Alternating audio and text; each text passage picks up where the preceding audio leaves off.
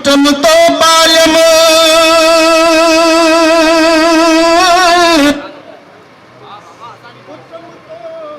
पालम असल इन्ही आसरे अची शाल कुड़म के किले वेले कम मथा सिंध सुहम लाइज रत जी रांद सां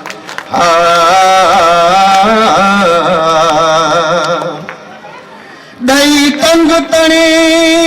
विझ तूं संज संजाब में हाणू तुंहिंजी हद में आया हो डहणी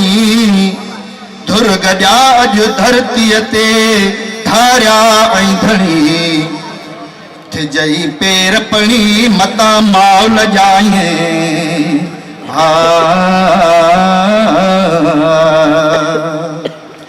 जंग जंग जंगवा मुंहिंजी तो सां जंगवा पलीत पेर कर पर ई धरती मुंहिंजो नंगवा जंग जंग जंगवा मुंहिंजी तो सां जंगवा पलीत पेर कर पर ई धरती मुंहिंजो नंगवा मुंहिंजो नंग नंग आ मुंहिंजो नंग नंग आ जॾहिं बि सिंध सॾ कयो त पहुची पट के वरियो ऐं जोड़े से जता जता ते घोरियो घर मथा मथा नहज किया महब किया न दम दिलेर दम किया अजाई तो अजी हिते अजाई तो अजी हिते अजाई तो अजी हिते अड़ाई तिन सां टंगवा अड़ाई तिन सां टंगवा अड़ाई तिन सां टंगवा जंग जंग जंगवा जंग जंग जंगवा मुंहिंजी तो सां जंगवा पलीत पेर कर पर ई धरती मुंहिंजो नंगवा पलीत पेर कर पर ई सिंध मुंहिंजो नंगवा मुंहिंजो नंग नंग आ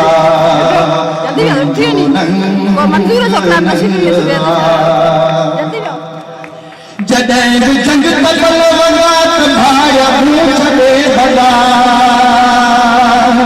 कई सोठा सिंध पे कम त पार इन भेट मां मरण खां मांगी नाम अचो अचो अचो अचो अचो अचो अचो अचो अचो अचो अचो अचो वक्त ॾाढो तंग आहे तूं वक्त ॾाढो तंग आहे तूं वक्त ॾाढो तंग आहे जंग जंग जंग आहे जंग जंग जंग आहे मुंहिंजी तो सां जंग आहे पलीत पेर कर परे ई धरती मुंहिंजो नंग आहे पलीत पेर कर परे ई सिंध मुंहिंजो नंग मुंहिंजो नंग नंग आ मुंहिंजो नंग नंग आ ही देश पंहिंजे जाधणी था रुक रोह कनमणी जे मेरी अख सां आया मथा से भूख जाइया मर नहीं मुंशी मागत मर नहीं मुंशी मागत